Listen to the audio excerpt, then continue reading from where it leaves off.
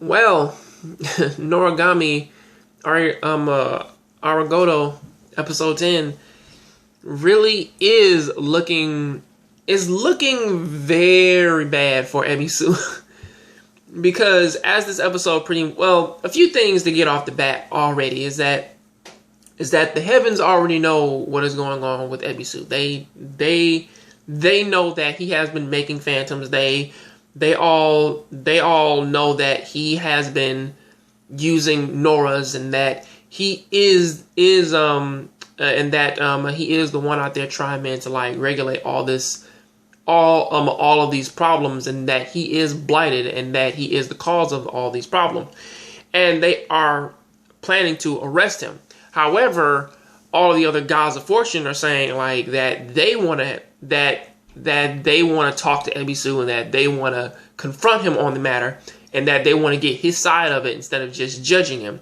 Whereas I believe that they were called the Sentinels, the Regalia of the Heavens. They were trying to say that, or at least they were trying to regulate the gods of fortune by telling them that they have to stay there, because if they do, then they will be absolved of suspicion of trying to help Ebisu and stuff like that. Whereas, and if that they try to step out of line, then they will be going up against the heaven. Whereas, I can't pronounce the boy's name.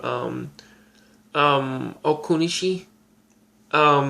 It's the big blonde-haired one. But he fucking tells the Regalia of saying he tells the Sentinel that he fought against the heavens before, and he doesn't really give a shit. And honestly, if you think that you can hold him there, then hey, you can shove that shit up. You can shove those words right up your ass, because I'm about to do whatever the fuck I want, because I'm a badass god out of fortune, and you can't tell me shit. So of course he turns into a gigantic spider and is about to wreck everybody's shit.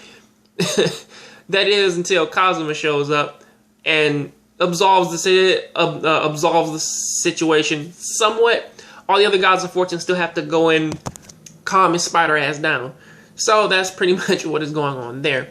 And back down in hell, though, what is going on, or at least before I even touch on the hell thing, let me touch on the very fucked up thing that is sort of happening. At first I thought that Hiyori was losing her memory of fucking of Yukine and Yato, because Yato had went away, and he went down to hell to go see Izanami. Sorry, her name slipped my mind for a second. I had to think about Persona 4, but I thought that was the reason why she lost her memory, or that he switched up his goals of trying to help people and spent his shit way more on trying to kill people, which is something that is like, yeah, But other than that, though, I believe that she just lost her memory of him because he wasn't around her as much as anyone else was. To whereas that like the only people that he actually hangs around, or at least the only other people who that she hangs around so that she can keep that memory is Yato, which that may be the reason why he can't get any gods, or why he can't keep any of his followers. It's also something else to say that what was it? It's also something else to say that she was also looking up other gods' names to see if Yato was in any other type of history, but honestly she couldn't find anything. But honestly, this is the part where they do sort of cut away from that, and then her and Yukine, where they both go out and then they try to actually find Yato after seeing one of Tenjin's I wouldn't say regalia, but she's not a regalia. She was a tree spirit who fell in love with him, and now she just stays with him. To whereas that she does reveal a hint to where Yato and fucking Hiki is. So of course Hiyori and Yukine, they both head off to hell to go and try and help Yato. But the problem with that is that Yato, now down in hell, is running away from Izanami because, of course, she wants to give them that brush, just as a spoiler recap. I mean, like, as a recap. And, or at least, Ebisu wants that brush from his mother, of course, but she doesn't want to give him that because she's been down there for so long that all she wants is a friend. So really, it's a crazy trade-off. And I do understand that she has to be barred down there and that she does need friends. And she says that people that they always run away when they see the real her and stuff like that. However, the thing about that is, though, is that we do also learn something brand new about Yato and, of course, Ebisu.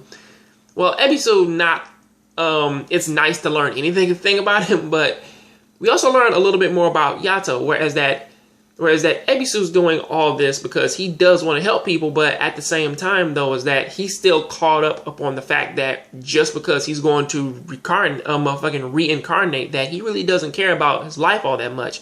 But on the flip chance of that, Yato is telling him to care about his life because Yato, he does want to go back and he does want to make life really happy and wonderful for Hiyori. And that's one of his reasons why he keeps fighting and why he's trying to save Ebisu from whatever in the fuck he's doing. Which really isn't all that bad, but you still look at it and it's like, well, yeah, it's something else about him. Something that I really like. But this episode, it doesn't end all that well because, of course, Yato, he does sort of post the idea of trying to drill their way out of hell, and it somewhat works until Izanami grabs his foot and pulls him back down, and then that's where this episode ends. It ends on a very crazy cliffhanger, but until then, that is what I gotta say about that. Please tell me what you think about this down there in the comment section. I'll catch you guys on the next John Graves show. Please keep watching anime, keep playing video games. I'm out.